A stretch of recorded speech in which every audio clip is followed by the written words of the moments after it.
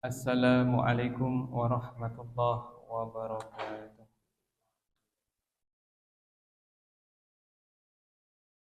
Alhamdulillah wassalatu wassalamu ala Rasulillah wa ala alihi wa sahbihi wa man walah.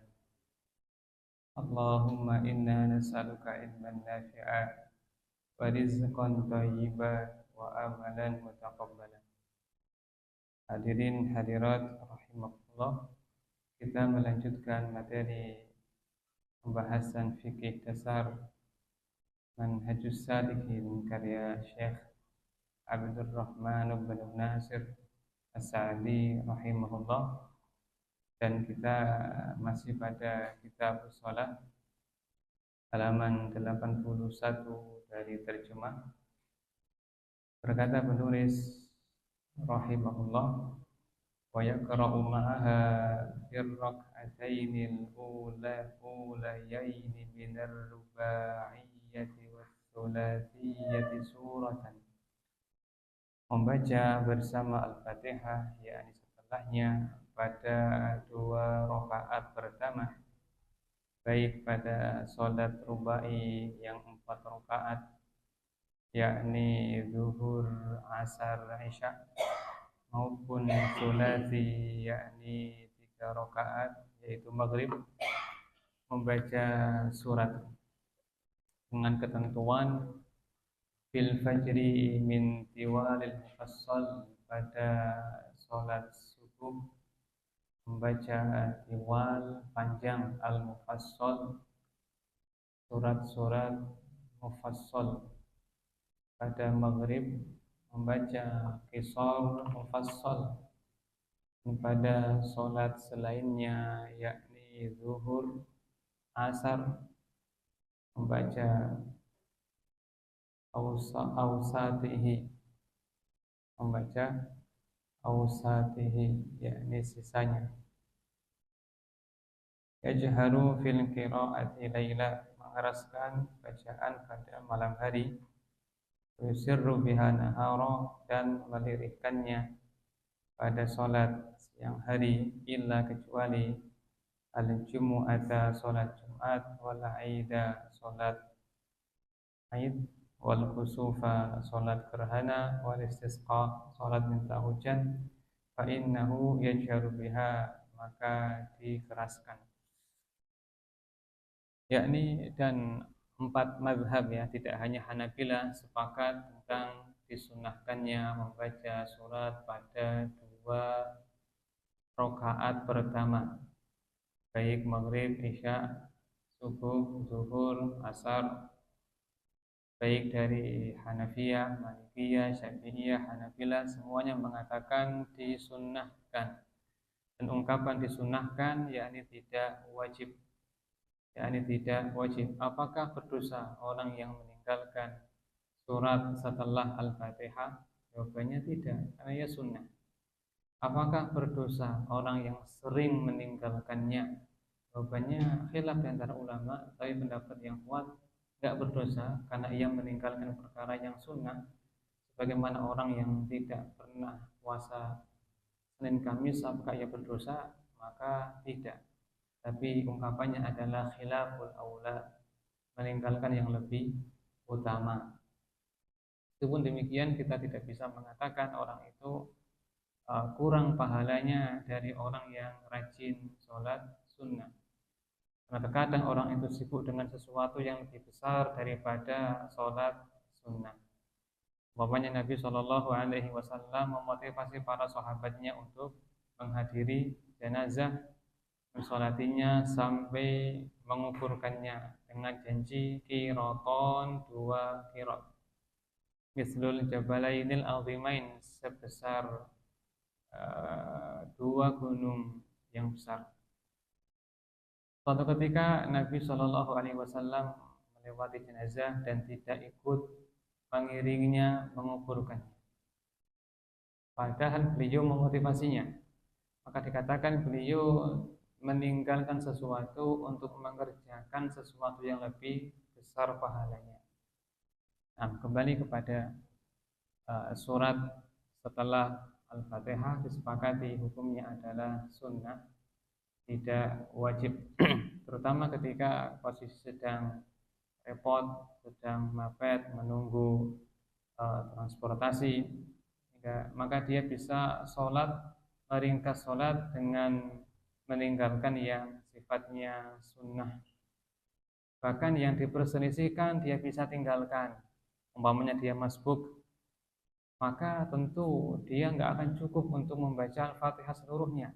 Maka ia memulai dari Alhamdulillahirabbil alamin dan meninggalkan basmalah. Karena khilaf antara wajib dengan tidaknya. Jumhur mengatakan sunnah, Syafi'i mengatakan wajib. Maka ditinggalkan yang sifatnya demikian jika waktunya itu mepet. Nah,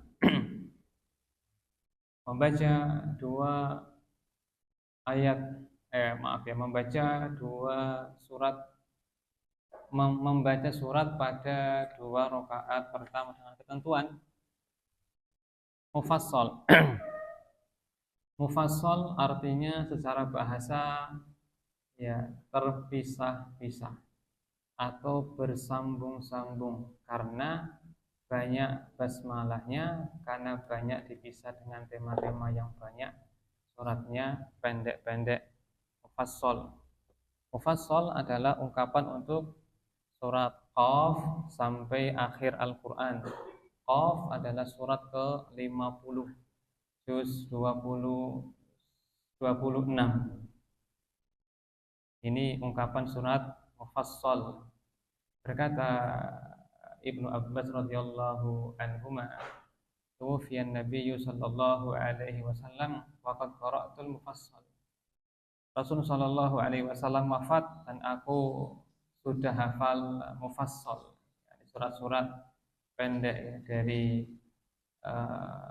Qaf sampai An-Nas. Ini pendapatnya jumhur ulama, dari Imam An-Nawawi, Imam Al-Qurtubi, dan yang lainnya. Pendapatnya jumhur. Saya mengatakan dia diawali dari Al-Hujurat, yakni surat setelahnya, nomor surat 49. Ya, ini pendapat dari sebagian Malikiyah, tapi yang jumhur dari Qaf.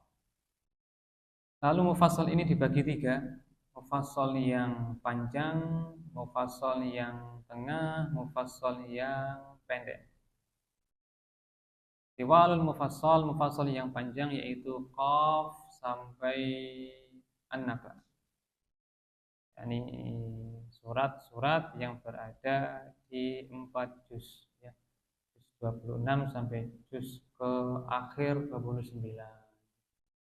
Yakni Al-Mursalat, ungkapan sampai An-Naba, yakni An-Naba nanti bagian yang lain. Di sebelum An-Naba adalah akhir juz 29, yakni Al-Mursalat. Ini disebut dengan mufassal yang panjang. Mufassal pendek yaitu dari Ad-Duha sampai An-Nas. Ad-Duha sampai An-Nas. Ini mufassal yang pendek, itu sekitar sepertiga akhir dari juz Amma. Pertengahan itu yakni An-Naba sampai Ad-Duha, atau kita katakan sebelum Ad-Duha Al-Lail, mufassal pertengahan.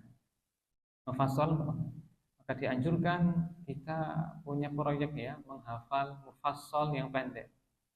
Paling tidak kita berusaha menghafal Ad-Duha sampai An-Nas, mufassal pendek yang banyak dibaca dalam sholat. Nah, dari mufassal ini ya, kata penulis, pada sholat fajar membaca mufassal yang panjang, yakni dari Qaf sampai An-Naba, atau mursalat karena dia surat sebelumnya. Ini kira-kira kalau pengen merutinkan yang panjang-panjang. Kemudian pada maghrib min qisari, pada maghrib membaca mufassal yang pendek, yakni Ad-Duha sampai An-Nas, yakni kira-kira sepertiga akhir dari juz Amma. Terus baki sisanya ya, membaca Awsatul Mufassal, yaitu pada sholat zuhur, asar, Aisyah. Kira-kira dari An-Naba sampai Al-Lail, kan? Kalau pengen gampangannya biar cepat mengingatnya, Qaf, Naba, Duha. Ya, Qaf, Naba, Duha. Ya. Qaf sampai Mursalat panjang. An-Naba sampai Al-Lail tengah. Duha sampai An-Nas yang pendek. Ini sifatnya sunnah ya. Terkadang Nabi Shallallahu Alaihi Wasallam membaca yang lain. Dalam Sunan Nasai dengan sanad yang sahih atau hasan dari Uqbah bin Amir, Nabi Shallallahu Alaihi Wasallam membaca pada subuh Muawwidzatain Al-Falaq dan An-Nas. Dalam sholat maghrib, dalam Sahih Bukhari, Nabi SAW pernah membaca At-Tur. At-Tur itu masuk ya mufassal yang panjang, tapi dibaca pada maghrib. Artinya tidak keharusan seperti ini, tapi ini umumnya demikian. Umumnya. Kata Abu Hurairah radhiyallahu anhu, "Ma shallaitu wara'a rajulin ashbaha salatan bi Rasulillah sallallahu alaihi wasallam min hadza." Aku belum pernah sholat di belakang seorang laki-laki yang lebih menyerupai sholatnya dengan sholat, maksudnya tidak yang lebih menyerupai sholatnya Rasulullah melebihi orang ini. Kata Sulaiman, yakni rawi hadis ini, orang itu ya yutilu fi rak'atainil ulayaini fi dhuhri, memanjangkan ya dua rakaat pertama dalam sholat zuhur, artinya membaca lebih panjang daripada dua rakaat akhir. Wa yukhaffifu al-ukhrayaini, memendekkan dua rakaat terakhir, menunjukkan dua rakaat terakhir tidak ada surat selain Al-Fatihah. Terus wa kana yaqra'u ya fil fajri bil bitiwalil mufassal, pada sholat subuh membaca mufassal yang panjang, pada Isya membaca mufassal pertengahan, pada maghrib membaca mufassal yang pendek. Wa fil maghribi yaqra'u bi qisaril mufassal. Apa kadar panjangnya ini dalam sholat subuh? Kata Buraidah, Abu Bardah atau Buraidah radhiyallahu anhu, karena Rasulullah SAW yaqra'u fil fajri ya fil rak'ataini ma baina sittin ila mi'ah. Rasulullah SAW membaca pada sholat subuh pada dua rakaatnya itu antara 60 ayat sampai 100 ayat. Berapa ayat pada surat Al-Kahfi? 110. Itu kira-kira surat Nabi pada sholat subuh. Berarti sampai golas, terangnya matahari. Hampir aja matahari itu terbit. Dan Umar radhiyallahu anhu biasa ketika menjadi imam membaca surat Yusuf satu rakaat. Surat Yusuf satu rakaat. Padahal subuh itu kan durasinya pendek ya, 1 jam 18 menit kira-kira. Antara terbit fajar sampai terbitnya matahari.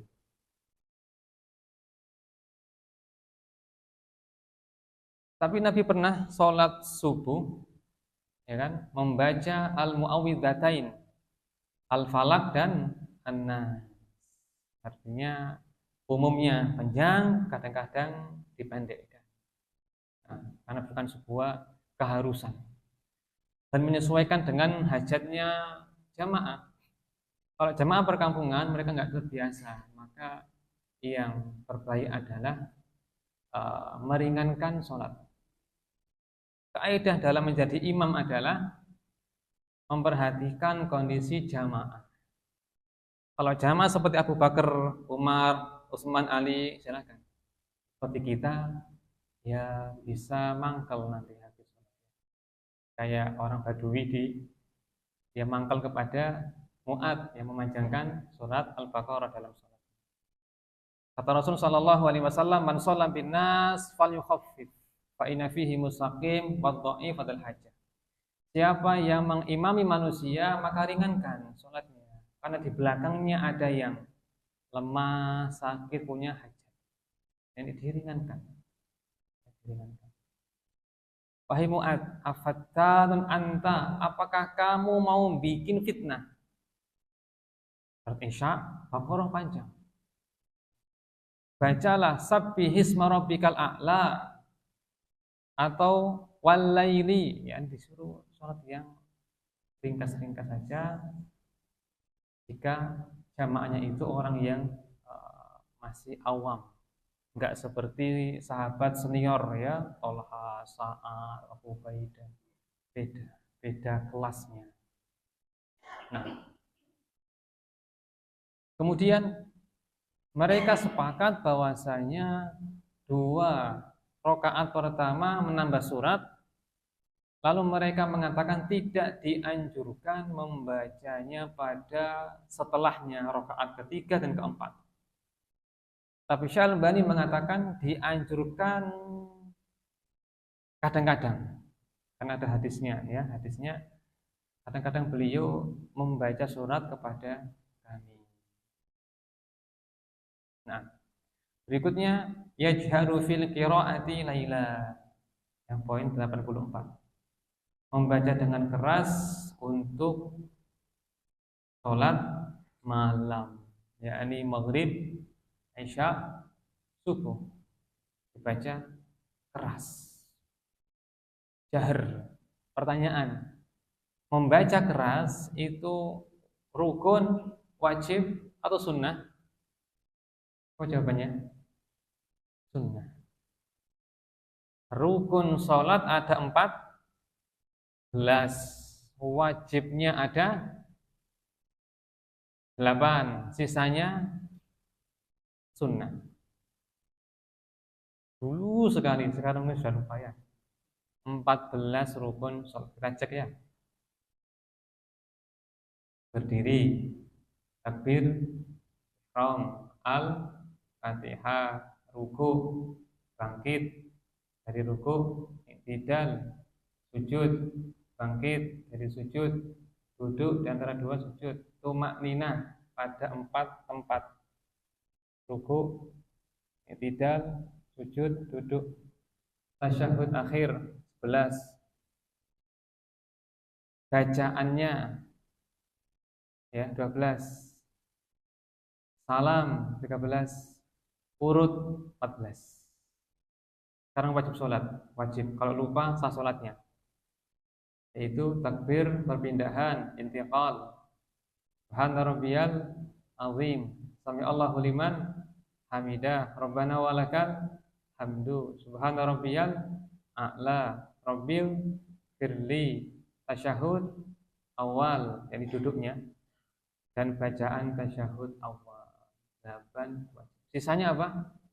Sunnah. Maka yang enggak disebut sunnah semua, angkat tangan, ta'awud, istiftah, amin, surat, mengeraskan bacaan, semuanya adalah sunnah. Berkata Ibnu Hubairah dalam kitabnya Ikhtilaful A'immatul Ulama, mereka sepakat bahwasanya mengeraskan bacaan pada tempatnya atau melirihkan pada tempatnya itu sunnah, bukan wajib. Nah, di sini kan nggak ada penjelasannya, ya kan? Cuma ada ungkapan membaca dengan keras untuk 2 rakaat pertama dari sholat yang dilaksanakan di malam hari, kan? Wa yusirru biha nahara, dan membacanya dengan pelan di siang hari. Nahar yang diterjemahkan siang dalam bahasa Arab itu ungkapan untuk terbitnya matahari sampai tenggelamnya. Itu namanya nahar, yang kita terjemahkan siang. Maka kata nahar semestinya ada ungkapan siang di awal, siang di tengah, siang di akhir. Siang di awal adalah pagi itu. Siang tengah adalah siang yang kita maksud. Siang akhir adalah sore itu. Jadi ungkapan siang dalam bahasa Arab. Maka sholat siang maksudnya adalah zuhur dan asar. Ini bacaannya sir, yakni lirih. Kecuali sholat Jumat, sholat Id, sholat gerhana, sholat istisqa. Berkata Abu Hurairah radhiyallahu anhu, Nabi sallallahu alaihi wasallam dalam sholat Jumat, aku mendengarnya membaca surat Al-Jumu'ah wal Munafiqun, menunjukkan keras karena Abu Hurairah mendengarnya. Terus hadisnya An-Nu'man bin Bashir radhiyallahu an, kana Rasulullah sallallahu alaihi wasallam yaqra'u fil Jumu'ah wal 'Id bi sabbihisma rabbikal a'la wa hal ataka haditsul ghasyiyah. Rasul sallallahu alaihi wasallam biasa membaca pada Jumat dan Id sabbihisma rabbikal a'la dan al-ghasyiyah. Jadi keras karena dia mendengar. Ya. Mana yang menunjukkan bahwasanya asalnya itu zuhur asar lirih. Hadis yang berbunyi kanu ya'rifuna qira'atan Nabi sallallahu alaihi wasallam fi zuhri wal asri bittirabi lihyati. Mereka para sahabat tahu bacaan Nabi pada zuhur dan asar dengan gerakan jenggotnya. Ini artinya sahabat paham Nabi baca, tapi lirih, tidak diperdengarkan. Dan kadang Nabi memperdengarkan dalam rangka apa? Litta'lim, mengajari.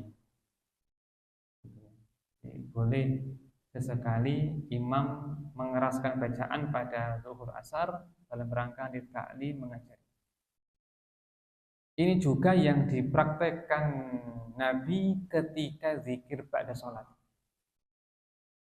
Terkadang mengeraskan bacaan. Berkata Ibnu Abbas radhiyallahu an, zikir ba'da sholat di zaman Nabi sallallahu alaihi wasallam adalah al-jahr, keras. Berkata Syafi'i, yakni litta'lim, mengajari para sahabat. Ini yang disalahpahami hingga orang-orang itu merutinkan keras. Padahal pada asalnya adalah lirih.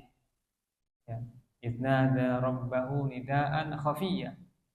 Ketika Zakaria berdoa kepada Allah dengan suara yang lirih, asal dari zikir, berdoa lirih, bukan jamaah, bukan keras. Ya. Ada sahabat Nabi yang safar, takbirnya keras, Allahu Akbar, Allahu Akbar. Nabi menegur mereka, irhamu anfusakum. Ya. Sayangi diri kalian. Kalian ini tidak sedang menyeru zat ya yang jauh, tapi zat yang dekat maha mendengar.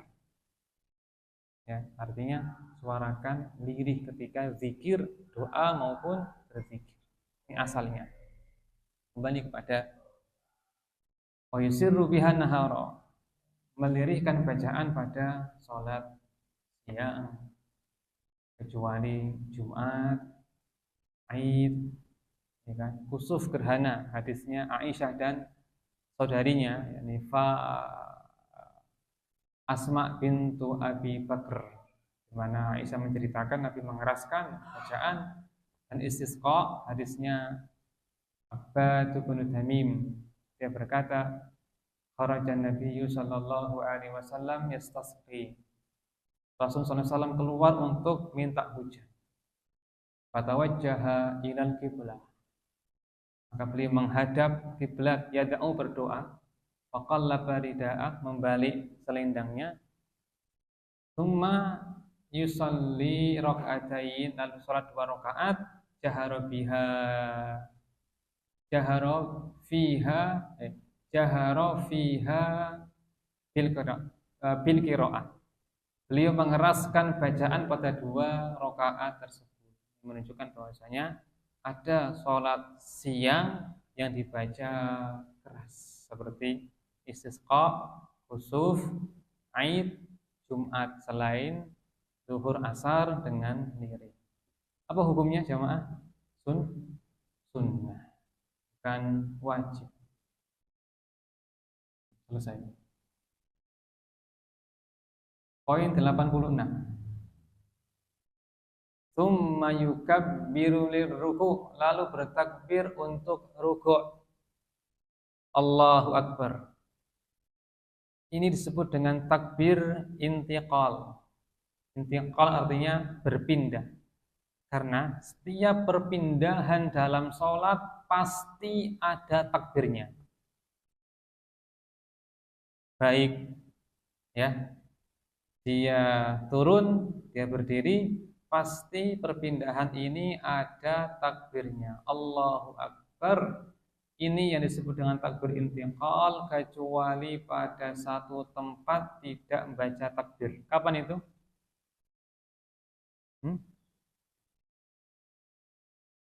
Bangkit dari ruku', sami Allahu liman hamidah saja. Selebihnya takbir. Dalilnya adalah hadis Abu Hurairah radhiyallahu an dalam Sahihain. Dia berkata, kana Rasulullah sallallahu alaihi wasallam idza qama ila shalah yukabbiru hina yaqum. Rasulullah sallallahu alaihi wasallam apabila berdiri salat, beliau membaca takbir ketika berdiri. Wa yukabbiru hina yarka', bertakbir lagi ketika ruku'. Wa yukabbiru hina yahwi, bertakbir lagi ketika turun. Ya, ini sujud. Wa yukabbiru hina yarka', hina yarfa', bertakbir lagi ketika bangkit, yang dari sujud. Bertakbir lagi untuk sujud, takbir lagi untuk bangkit. Wa yaf'alu dzalika fi sholatihi kulliha hatta yaqdiyaha. Beliau melakukannya seperti itu pada semua rakaatnya sampai selesai. Wa yukabbiru mina asintain ba'dan julus. Beliau juga bertakbir setelah rakaat yang kedua, ya, setelah pada rakaat dari rakaat kedua setelah duduk, yakni bangkit ke rakaat ketiga. Sudah takbir. Ini tempat-tempat takbir, namanya takbir intiqal. Takbir intiqal. Nah, apa hukumnya? Rukun, wajib, ataukah sunnah? Wajib. Wajib bagi penulis Hanabilah.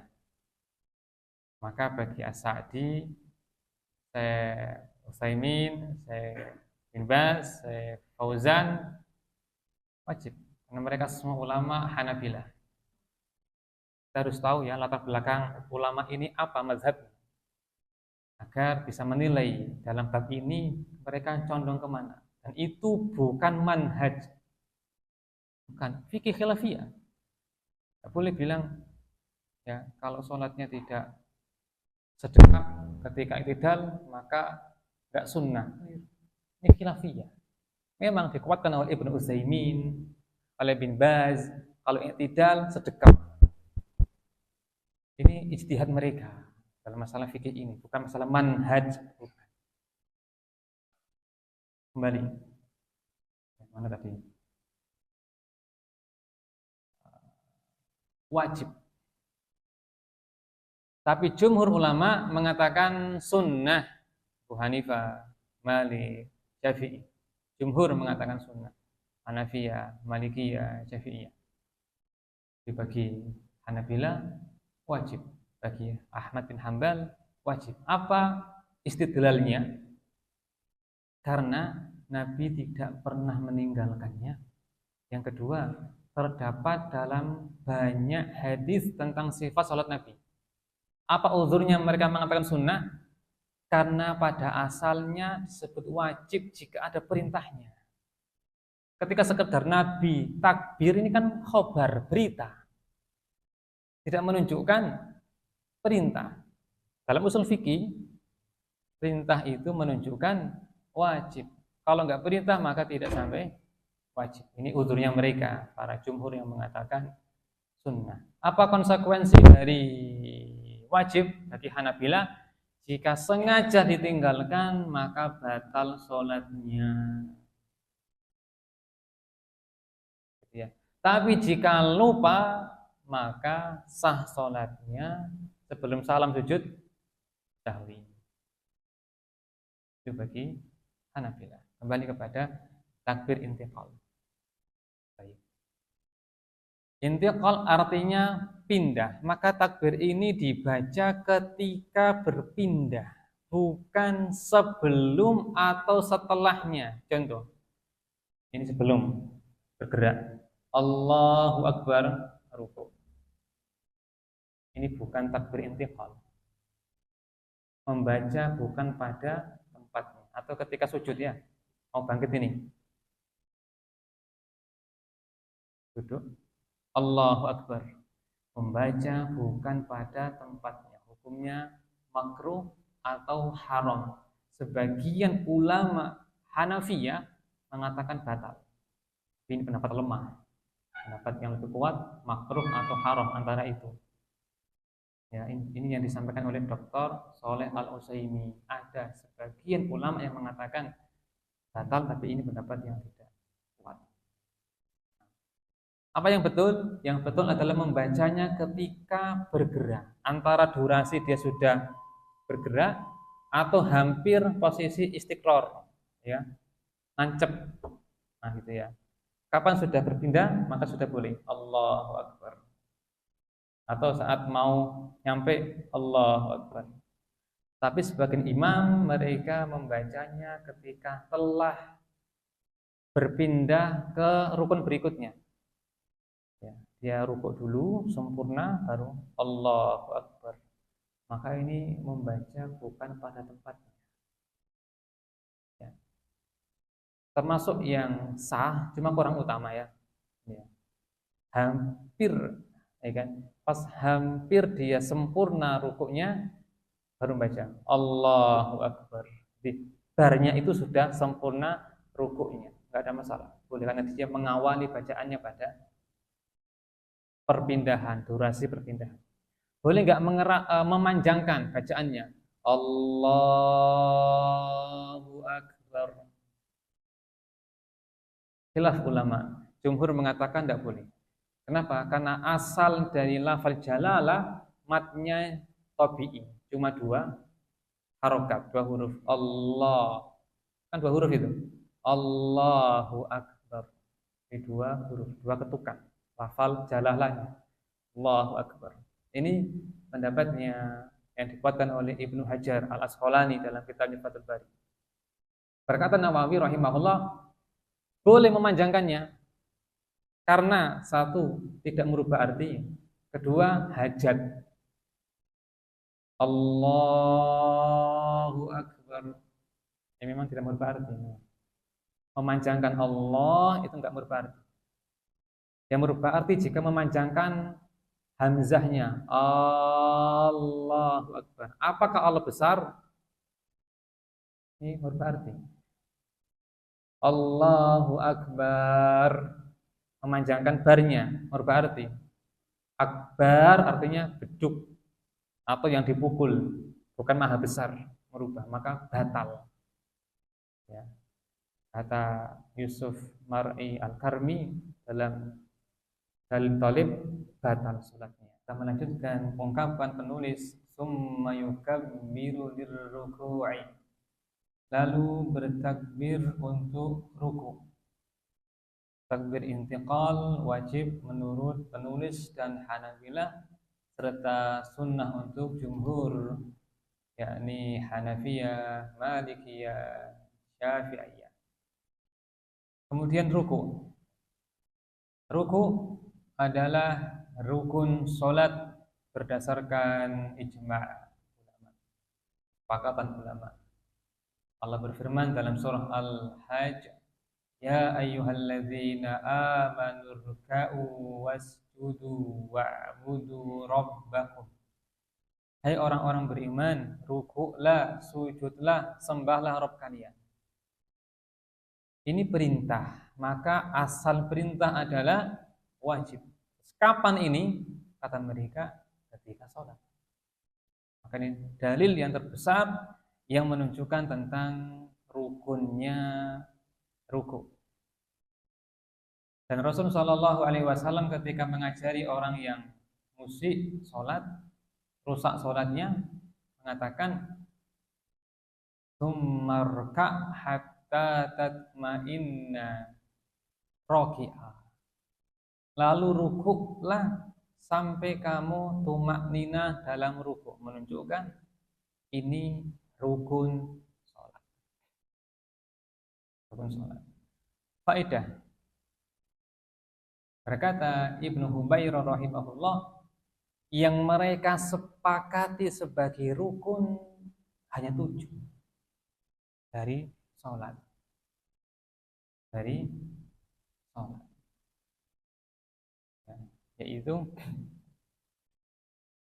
berdiri, niat, takbir ihram, membaca yakni Al-Fatihah, rukuk, ya, kemudian sujud, kemudian tasyahud akhir. Ini jika kita memasukkan niat. Nah, niat itu selisih mereka, apakah rukun, apakah syarat.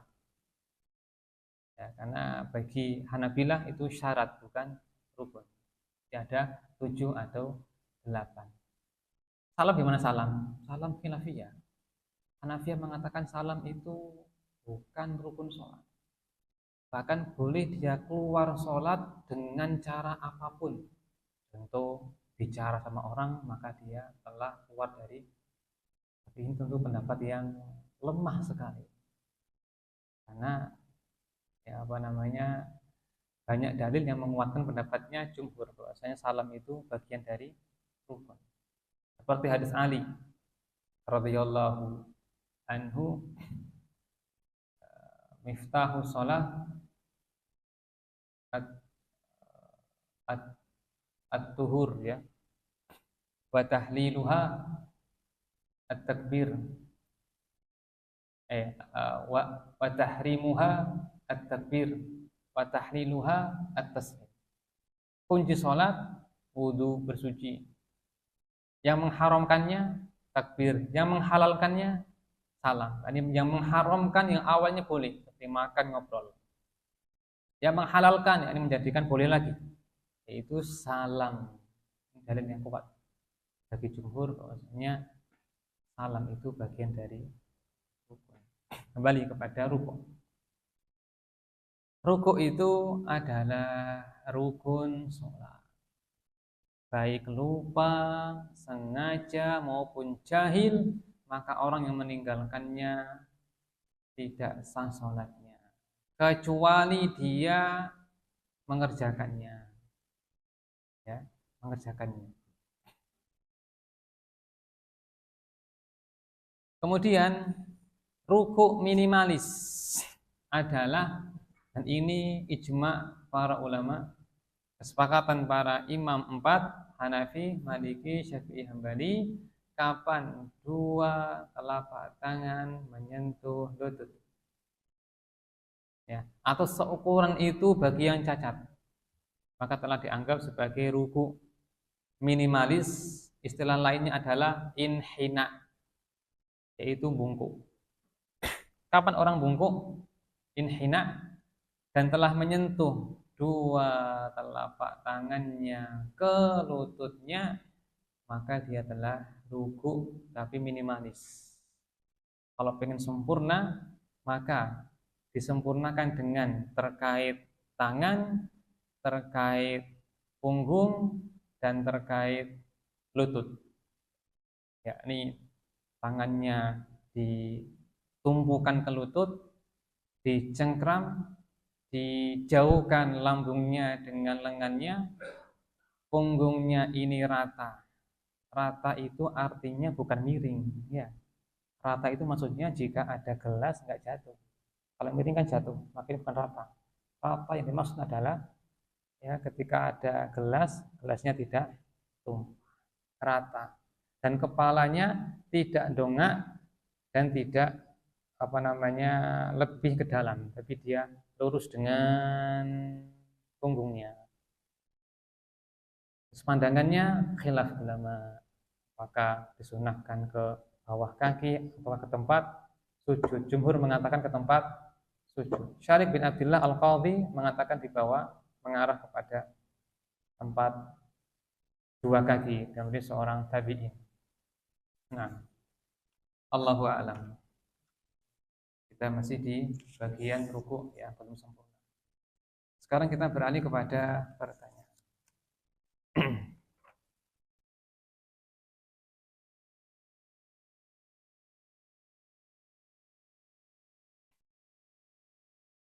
Kalau sholatnya selalu baca Al-Ikhlas terus, apakah pahalanya lebih besar mengingat Al-Ikhlas setara dengan seperti isi Al-Quran? Nah, kata Aisyah radhiyallahu anha dalam Sahihain, ba'atha Rasulullah sallallahu alaihi wasallam rajulan ala sariyah. Rasulullah mengutus seseorang untuk memimpin pasukan. Fakana yaqra li ashabihi fayakhtimu bi qul huwallahu ahad. Ia menjadi imam bagi pasukannya dan ia membaca dan menutup dengan Al-Ikhlas. Ketika telah pulang ke Madinah, mereka melaporkannya kepada Rasulullah. Kata beliau, saluhu lima yasna'u dzalik. Tanyakan kepada dia, kenapa ia melakukan itu? Kan? Maka fa'akhbaru, maka mereka pun mengabarkan bahwasanya orang itu mengatakan li annaha sifatur rahman wa ana uhibbu an aqra'aha, karena ia berisi sifat ar-rahman, aku suka membacanya. Kata Allah, kata Rasul sallallahu alaihi wasallam, akhbiruh annallaha yuhibbu, kabarkan kepada dirinya bahwasanya Allah mencintainya. Baik. Hadis ini dimaknai orang ini ada kemungkinan satu, setiap baca surat pasti Al-Ikhlas ba'da Fatihah. Pendapat yang kedua, baca yang lain, tapi sebelum ruku ditambahi Al-Ikhlas. Contoh Fatihah, lalu An-Naba, lalu Al-Ikhlas. Itu terus ketika dia jadi imam. Gimana cara menyikapi hadis ini?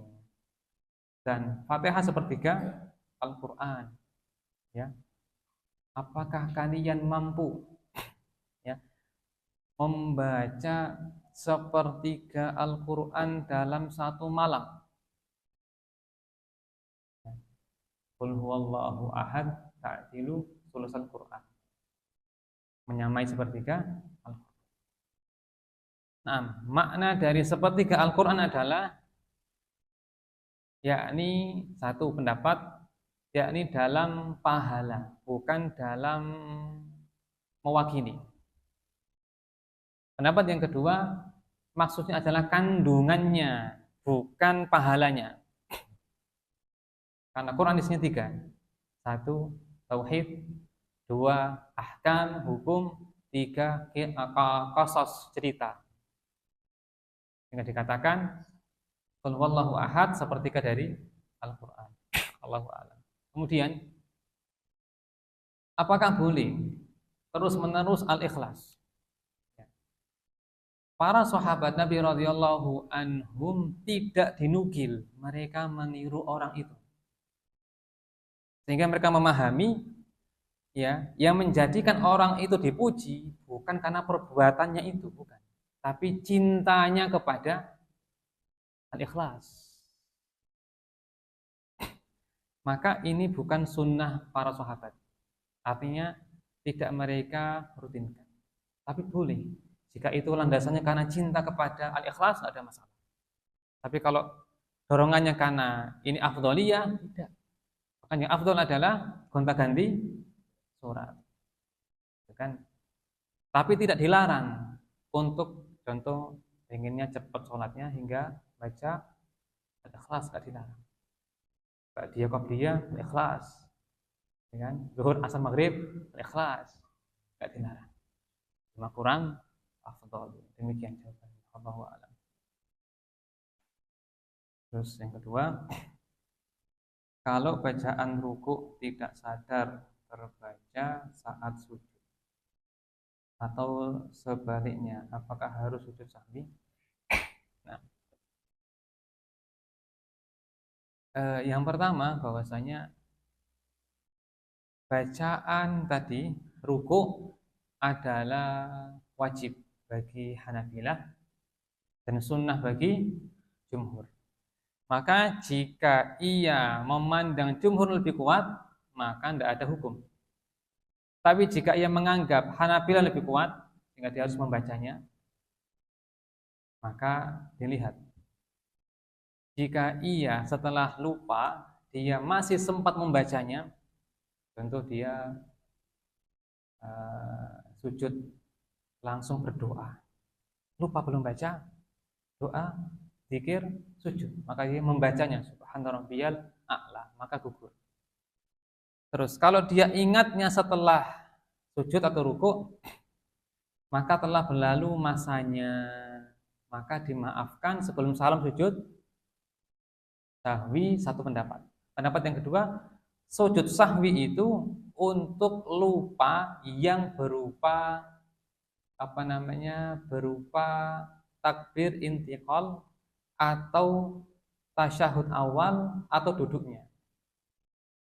Tapi yang lebih tepat adalah semua bacaan yang wajib tadi, jika ia lupa sujud sahwi, seperti takbir intiqal, subhana rabbiyal a'la, al-azim, kemudian duduk tasyahud awal bacaannya. Dan jika dia bermakmum maka gugur, karena makmum harus mengikuti imam. Ini untuk kasus sholat sendirian. Sholat sendirian. Nah, kalau bacaan ruku nggak sadar terbaca saat sujud. Sekarang kasusnya adalah membaca bacaan ruku pada sujud. Berarti ini terbaca karena jahil, ya. Maka kasus ini dimaafkan, tidak ada hukum. Karena dia tetap membaca doa tersebut. Tentu dia ketika sujud bacanya subhana rabbiyal azim. Diralat subhana rabbiyal a'la, enggak ada hukum. Nanti sudah baca doa yang pas, sementara kelalaiannya itu dimaafkan. Dimaafkan, ya. Dalam Sunan Ibnu Majah, Nabi bersabda, innallaha wa doa li al-khata' wa nisyan wa mastukrihu alaihi. Allah menghapus dosa untukku, umatku, pada perkara yang dilakukan karena lupa, keliru, jahil, dan dipaksa. Yang ketiga, kalau sudah niat sujud sahwi, ternyata kebablasan salam, bagaimana sholatnya, batalkah? Nah, sujud sahwi, ya, itu istilahnya adalah lijabr, ya, untuk menambal sesuatu yang kurang dari sebelumnya. Bagaimana jika lupa dari sujud sahwi? Dalam hal ini pendapat yang saya pilih, maka telah selesai perkara gugur karena ia di luar dari kesengajaan. Ada seorang ahli bahasa, kalau nggak salah Al-Farra, diuji oleh ahli fikih. Kira-kira bisa nggak jawab secara bahasa?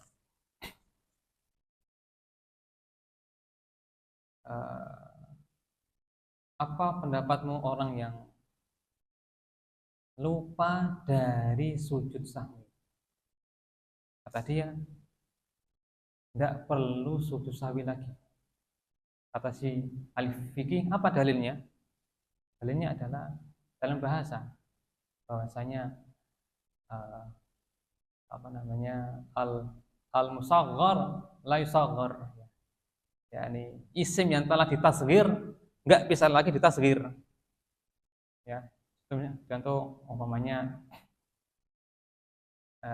apa namanya Hasan ditasghir jadi Husain, apakah Husain bisa ditasghir lagi? Nggak bisa, ya.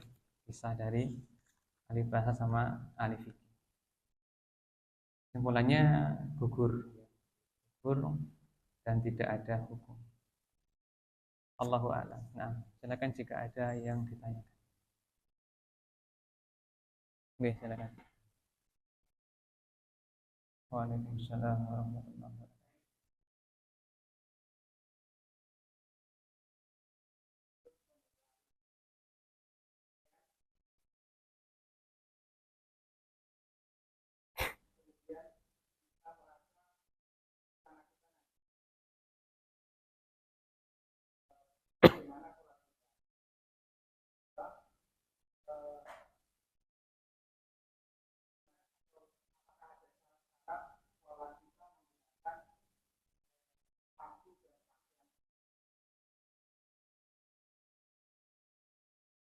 Sudah.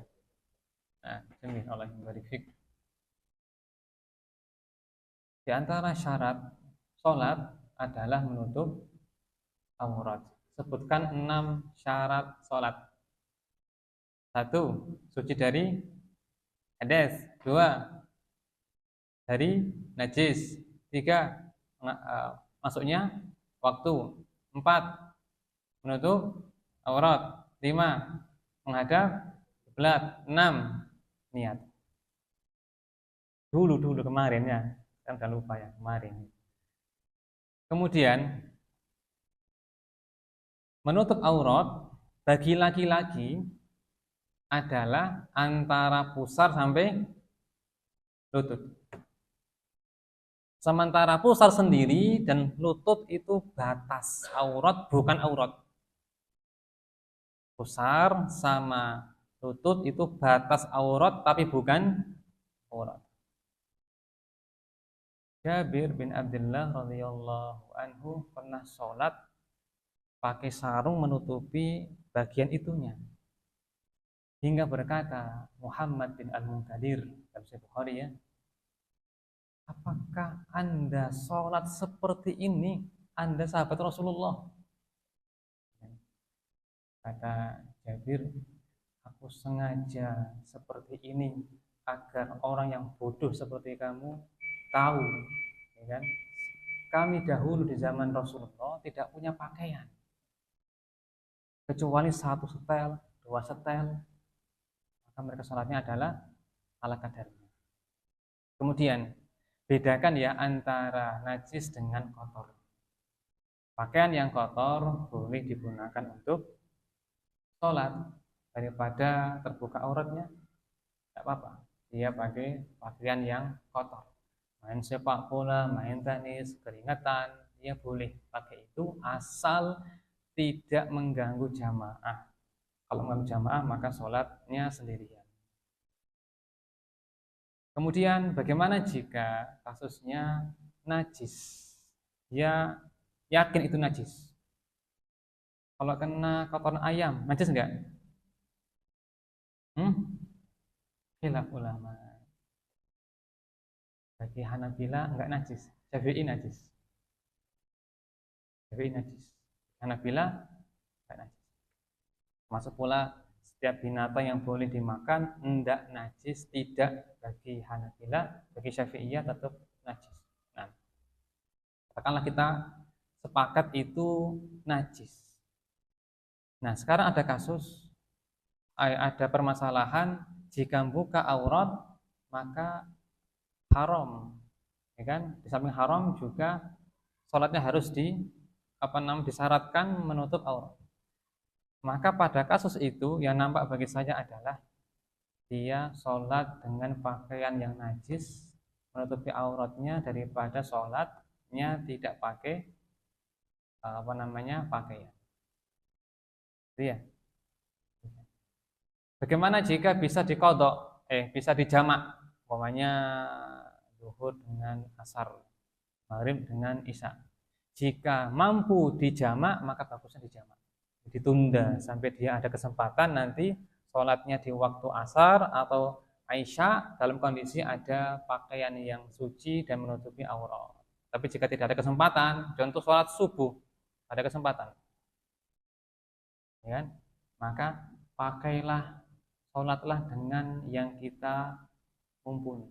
Contoh naik bis waktu subuh gendong anak, ternyata kena kencingnya, tidak bisa turun, tidak bisa apa-apa. Kalau ini dibiarkan akan keluar waktunya, maka sholat dengan kondisi pakaian yang najis. Berkata lajnah daimah ketika ditanya apa hukumnya tenaga kesehatan pakai pakaian COVID, tidak bisa wudhu, tayamum, kata mereka sholat tanpa bersuci karena udzur daripada dia meninggalkan sholat. Demikian, Allahu a'lam. Nah, lagi jamaah salat.